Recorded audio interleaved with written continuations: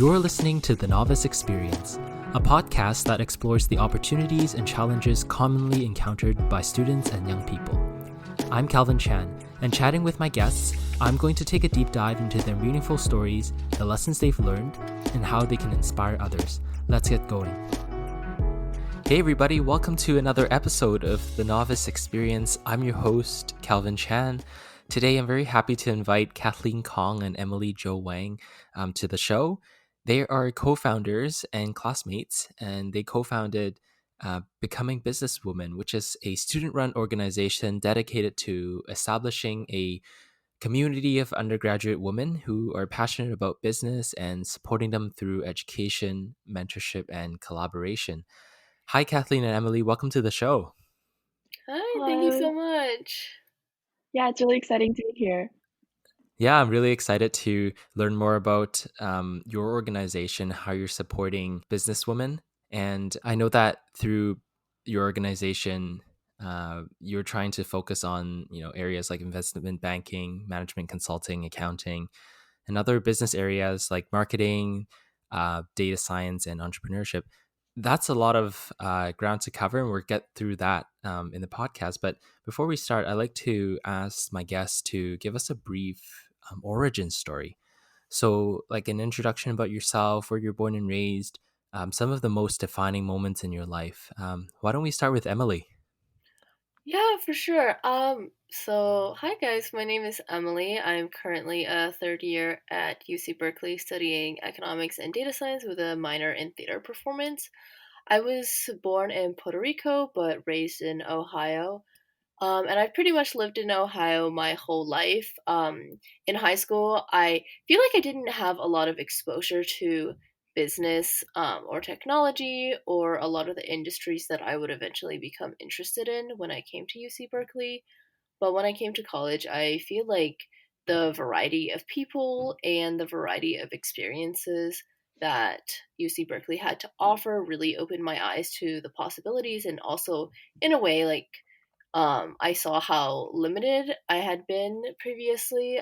So I decided that I wanted to pursue a career in finance, specifically starting in investment banking. So I think like the different clubs that I joined and the different classes that I joined, and especially meeting Kathleen, really helped accelerate my journey.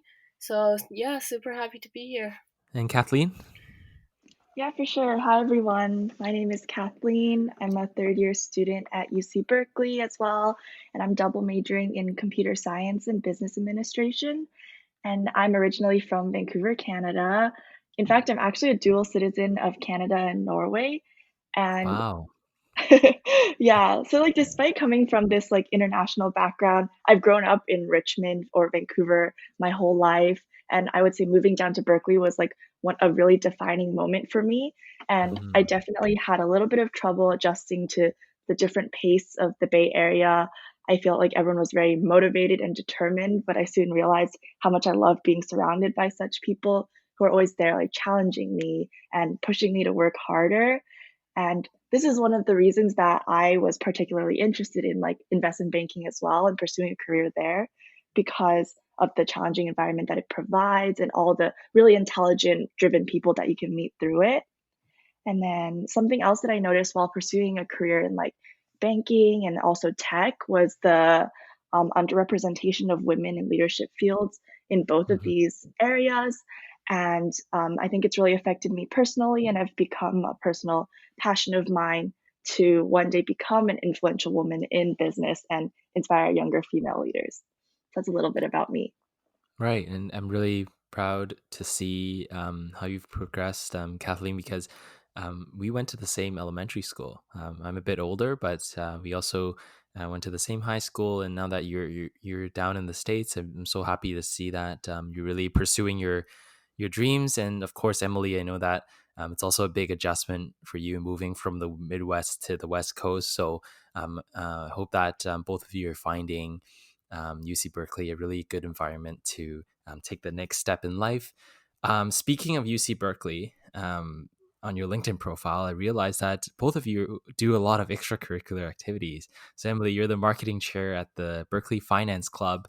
You're the director of professional development at 180 Degrees Consulting, and Kathleen, you're Ascend internal VP. You're tax aid volunteer, women in network mentee, built by Girls Wave mentee. How do you balance your school extracurriculars and personal life? Hmm. Yeah, that's a great question. I think like what's interesting about Berkeley culture is that a lot of the club activities sort of get intertwined with your personal life. So for me, in terms of time management, I think a really helpful thing to do is to kind of just do everything the day that it's assigned or as soon as you receive an assignment. So that gives you some flexibility in the later days if anything comes up. But I do think in terms of like personal life and club life, like our clubs have a really strong culture usually. So a lot of like your friends will come from your clubs, or a lot of people from your similar interests in majors or what you're studying also is from your club, so you can like study with them. So it's a pretty interesting dynamic of how that kind of blends together. And how did you two meet each other? Yeah, that's a really great question. We met through a mutual friend, but I think we became really close through like the various classes that we took together. We Hmm. took a lot of like business and econ um, lower divisions together. And I remember we actually specifically bonded through a statistics class where we Hmm. would meet up in office hours every week and struggle through the weekly problem set together. And Right. through that, we met one other person, and the three of us became very close. And then we later went on to do like a couple of business competitions together, and I think that really solidified our bond too. Hmm. That's very interesting.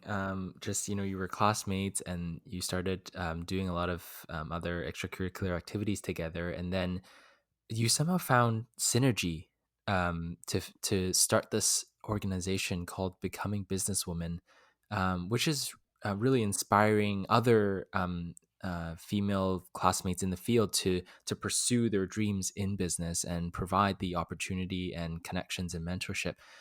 What inspired you to start this organization? What connection did you have between each other that really pushed you to say, yeah, like let's go ahead and do this? Yeah, in terms of what inspired us to start the organization, for me personally, for a while I was also exploring careers in technology and looking into like breaking into software engineering or computer science positions.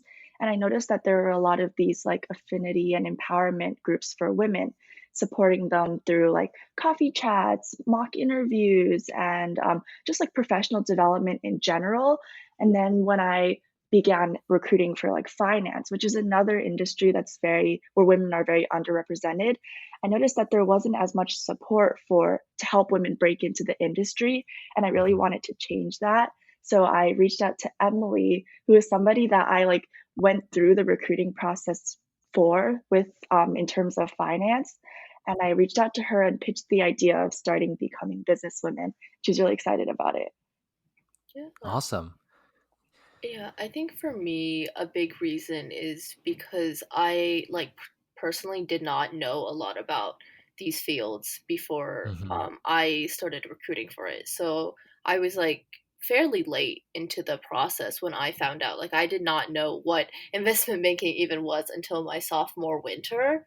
So for me, I felt like a lot of this knowledge is kind of gate kept and not really freely given, especially to women. So I wanted to create a more equitable community where people could take that first step of like learning what even are these fields, what is like the very first step I have to take, what do I have to know, like what do I have to do, because I think it can be extremely intimidating to even find out about it. Yeah, I think it's really interesting to hear you say that you weren't really knowledgeable in this particular field. You didn't know much about it, and I think that a lot of the greatest leaders in our world, they don't claim that they're experts in a particular field, but as leaders, you just make your best judgment and your best decisions on what's best for the people you're leading. And it's so interesting to see how you're saying that um, you learned along the way, starting and recruiting for Becoming Businesswomen. So I wanted to learn more about, what the organization does. I know that you have a Facebook support group that people can ask to enroll. So would you like to tell our listeners a little bit more about what you do in the organization? Yeah, I can definitely start off. So, as you mentioned, we're really focused on like education, mentorship, and collaboration. And one of our main areas of focus is like our Facebook group. And what we do is we have all our members join the Facebook group, and we encourage our executive team as well as all our members to post potential opportunities for business. So, internship opportunities, leadership programs, conferences they can attend, or just like general resources that other people found helpful while trying to break into business or learn more about business. And I think it's built a really amazing community. We've had people reach out and say that they've met other people throughout like the community just by reaching out to ask for a mock interview or reaching out to Hmm. chat, and they found people with similar interests. So that's really exciting. And then I can pass it off to Emily to talk more about like our focus on accounting, banking, consulting, and the various professional development events that we offer. Mhm. Yeah, so in addition to our Facebook group, which is just an open community for people to reach out to each other, we also hold a variety of workshops and speaker events. So we hold resume workshops, we hold networking workshops. We've had other professionals come in to speak about things like personal finance and investing and salary negotiation.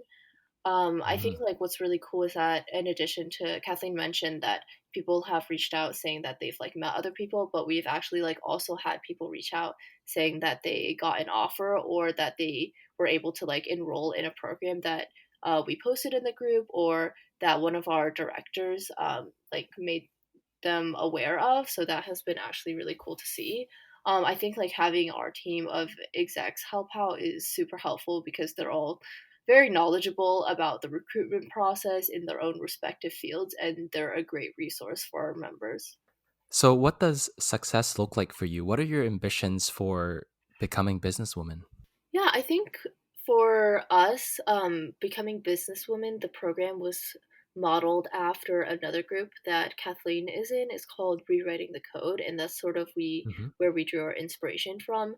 And the ultimate goal for us is for this organization to be kind of self-sustained, because as Kathleen and I, graduate and start working full time, we won't be able to, like actively be able to like monitor the Facebook group every day. We are not going to be able to like actively like put together these like multiple events throughout a semester since we'll be working. So the biggest hope for us is that we build a community and we have like wide enough support from the current undergrads who will be graduating to return and keep offering advice and for the group to kind of be able to sustain itself after Kathleen and I leave with people like still asking questions and other people that Right, are not like us like being able to answer them.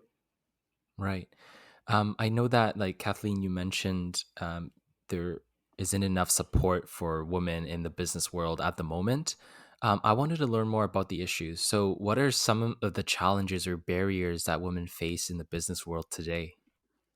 Yeah, that's a really great question. So I think one really big thing is that although there are a lot of women in business in lower levels, once you look up higher in leadership, it really becomes more and more male dominated. Hmm. And that Hmm. can be very difficult for women because they don't have any like leadership to look up to. And recently, I've actually been working on this other project where we are inviting like women at like the C-suite director level to come in and do a speaker series. And I've noticed that looking at, like, the C-suite level, there's typically only, like, 1 or 2 women on the board, and I would say they typically will hold positions like chief diversity officer or, like, chief of human resources, and they don't really Hmm. have a lot of other positions in business, such as CEO or CTO or CFO. CFO. Yeah. Yeah, exactly. So, I think that is definitely a place where, there's a lot of mentorship and leadership lacking for women. Why do you think that is? So why are we lacking women in, like, the top financial positions in the C-suite? Yeah, that's a really great question. I think ultimately it's very systemic, and there are a Hmm. lot of issues. For instance, like I mentioned, one thing is the lack of mentorship, and there's not a lot of like role models for women to look up to. But other Hmm. than that, I think, for instance, one huge thing that affects women is the gender wage gap, where men are just Right. like systemically paid more than women for doing the same job. Or something else you could say is like work life balance, right? Because once women have children, it becomes a Yep. lot more difficult for them to like take the maternity leave and then come back to work. So that's like Hmm. another issue that unfortunately affects predominantly women.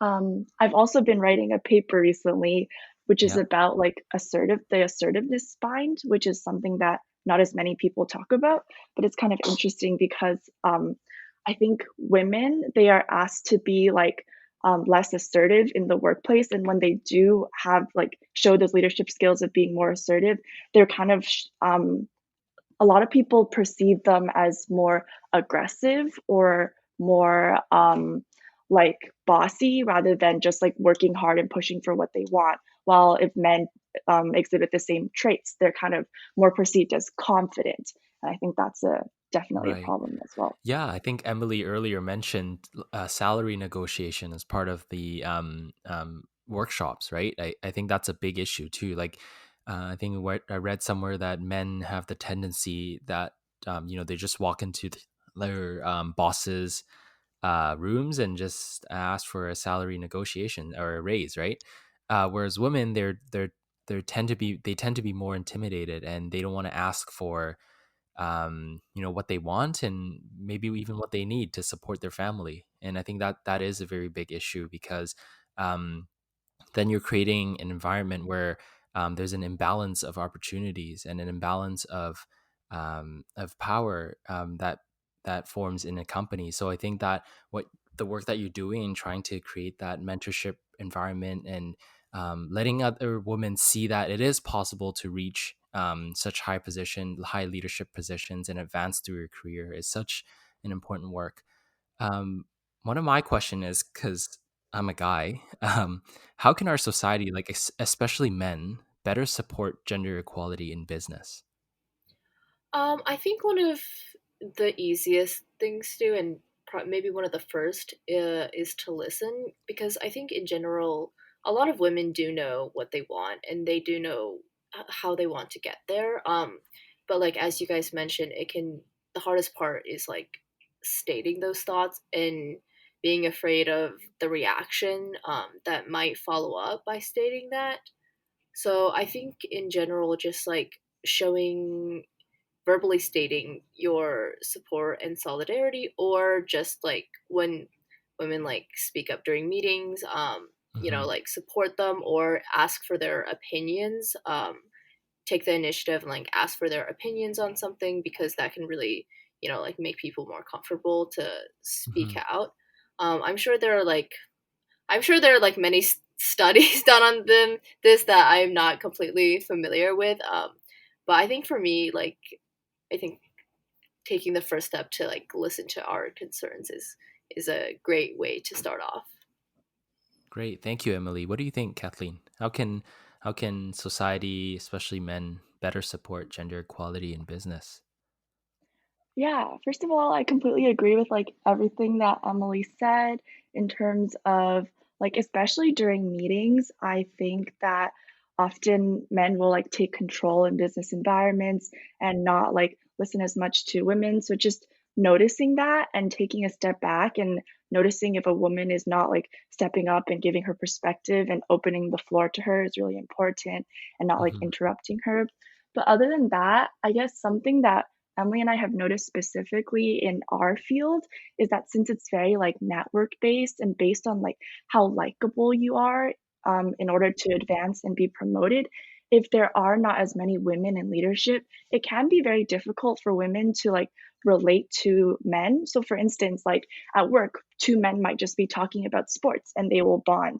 And then maybe someone will bond with their boss, but then it can be more difficult for a woman to chat with their boss about his interests. And although this might not seem significant, ultimately, like likability and networking is very important in business So Hmm. it's important for men to like recognize their biases and like check them and understand that they might not relate to women as much, but that doesn't mean that they are not as like worthy of leadership or not as capable in their roles. For sure. I mean, in companies where, it seems like everything is performance based, but there is always a bias because there's a human factor in it. And I mean, it's not just a female employee trying to talk about the interests of the boss, but the boss has to try to listen and understand the interests of the employee as well. So I think it's a two-way street. And thank you both for the advice and your thoughts on this question, because I'm from the engineering and technical field, and I've been to companies where the men to women ratio is about like 10 to 1 sometimes, right? Like the really Mhm. technical fields. And like I understand that women feel pressured, really in front of a group of men. And and as a young person myself, sometimes I feel really pressured too. I feel Mhm. anxious speaking to people who have been on the job for 20, 30 years. There's really no place for me to speak and really voice my opinion. So I'm sure that for other women and young women out there, I know that it's probably like 10 times harder too. And so thank you both for the advice. And that actually leads me to my next question, but back to your organization. I know that like you have a large team of directors and VPs, and you're also trying to reach out to different mentors and people who are in the industry. How do you manage the relationships with those who influence your organization, and how do you maintain their buy-in? Because as young people, and this is what our podcast is all about, right? We talk about the experiences of young people, and sort of the feelings and the experiences that we go through as a novice in our field. So I wanted to tap into how you channel that courage and overcome the fear of having to network with people who are so much more experienced than you, and you're trying to you know have you're trying to spread your cause in becoming businesswoman. How do you influence others to join your cause? Yeah, that's a really great question. I think there are a lot of women who are passionate about promoting women in business, and especially once they've like gone through the process of trying to break into a field or like exploring different industries, and they understand how difficult it can be to find what you're truly passionate about and to find like the specific job that you want to explore in the future. They really want to give back, and those are the kind of women that we really want to join Becoming Businesswomen and to join our executive team. And they, yeah, so then people like that, they've honestly been so supportive and very important to helping with our organization. I can pass it off to Emily to talk a little bit more about like our team and our relationships.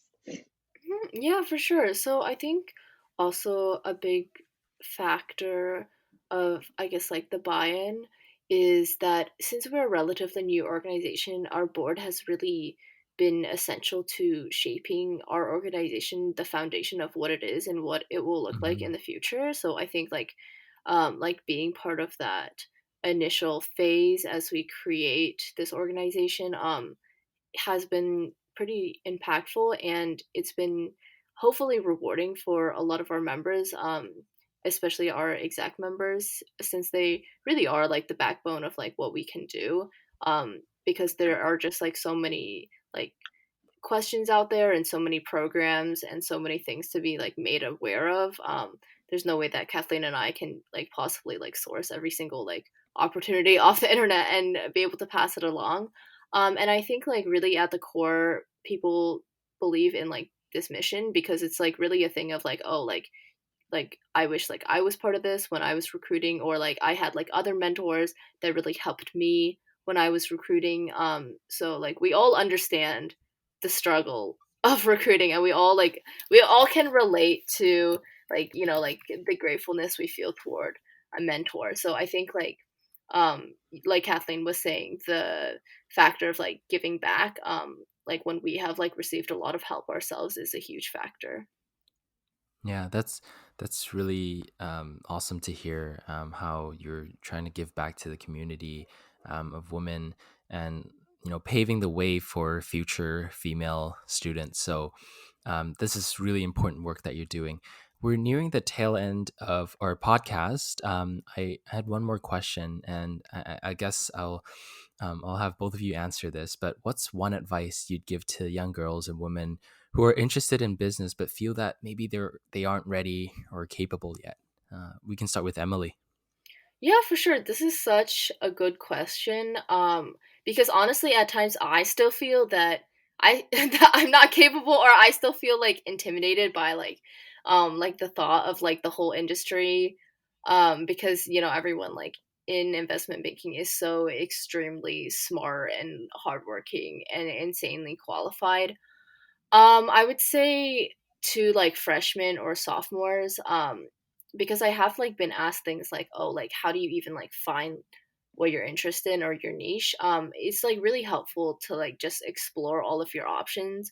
So like whether through like clubs or like internships, like really just like see what's out there, because the more exposure you have, first it'll expand your experience of like exposure, so you're going to be able to like see exactly what you're interested in, and then also I think it will help build confidence in your ability to succeed in these fields once you've had um like some experiences or training to build up your skill set.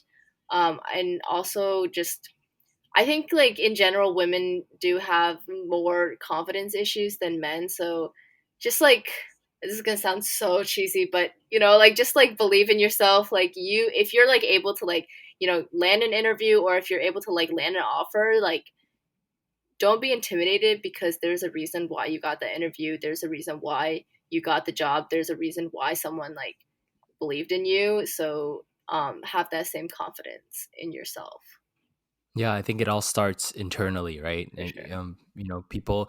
People can give you opportunities, they can put you down, but at the end of the day, it's really internal. And to Yes. have that confidence and have that fire in you to keep going, right? No matter what happens, Mhm. that's the most important, especially for young people. Kathleen? Yeah, the piece of advice I was going to give is actually quite similar to Emily. So I was going to say how important it is to be confident. And honestly, that's ultimately the key. Like for women who think they aren't ready and capable, it's very likely that you are ready and you are capable and you're just like believing that you are not. And I actually read a study recently, which was quite interesting. It was like, oh, like men are much more likely to apply to jobs that they don't think they're as ready for, but women who are equally as qualified will not put their application in because they believe that they are not ready and they do not have the skills.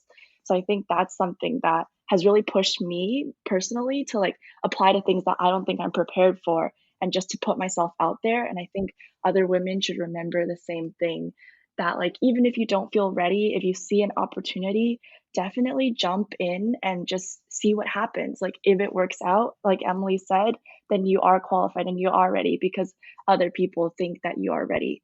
So just be confident in yourself. And even if you're not, honestly, just fake it until you make it. I think that Mhm. definitely helps a lot as well. What you show on the outside will ultimately internalize.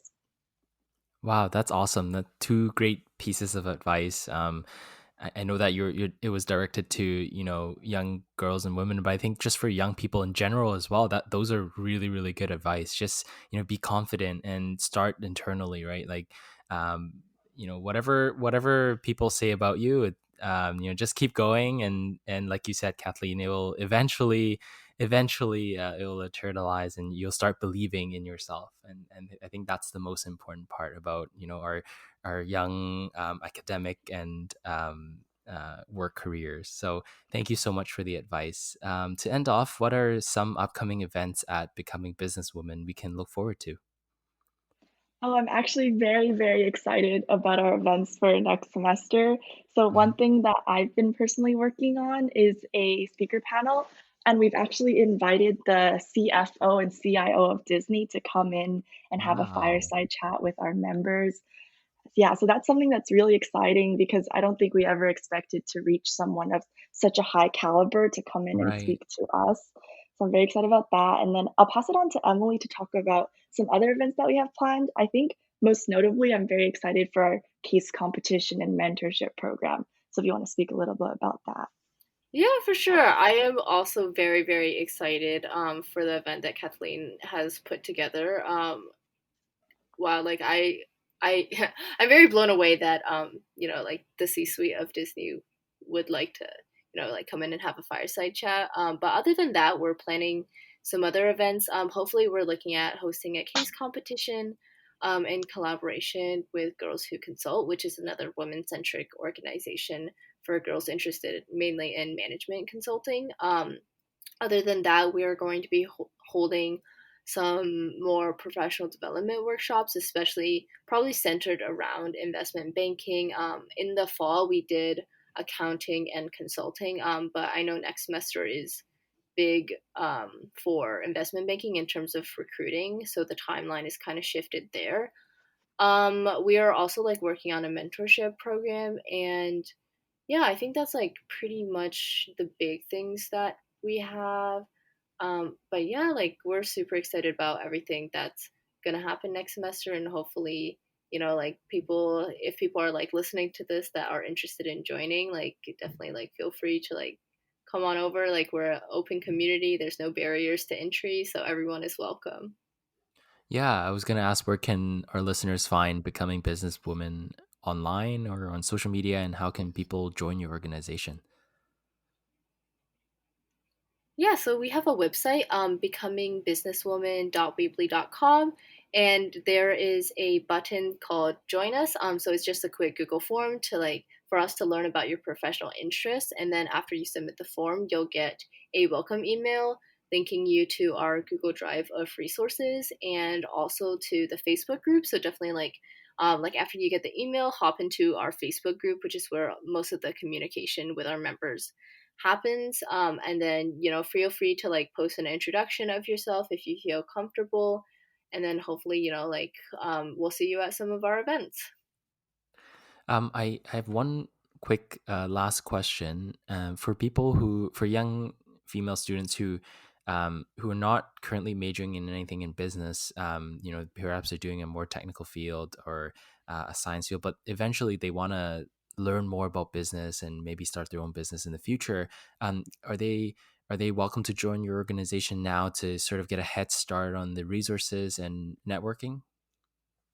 Yeah, 100%. We have a ton of different majors ranging from like engineering to Hmm. biology to even people on our director team, in fact, are Hmm. not business majors. We have a lot of other majors as well. So we welcome everybody who's interested in either pursuing business in the near future or far from now to come join Becoming Businesswomen and explore all the different opportunities that they have. That's awesome. So yeah, to any of our listeners who are maybe unsure or you're thinking about it, go ahead and join. Maybe you'll find some great resources and find some great mentors who will persuade you. So thank you so much, Kathleen and Emily, for taking the time to tell us more about your organization. What inspiring work both of you are doing and paving the way for other young women in business. So again, thank you so much. Yeah, for sure. Thank you so much for having us on. Thank you so much. It was really great to chat with you and to reconnect. I really look forward to see what you accomplish in the future. Thank you so much. And to our listeners, thanks for tuning into another episode of the Novice Experience, and we'll talk to you next time. Thank you for listening to this week's episode of the Novice Experience. Our theme song is Concrete Jungle by Audio Binger. You can find us or reach out on social media at The Novice Exp. That's The Novice EXP. Don't forget to subscribe and leave us a review on all your podcast listening platforms. Talk to you next time.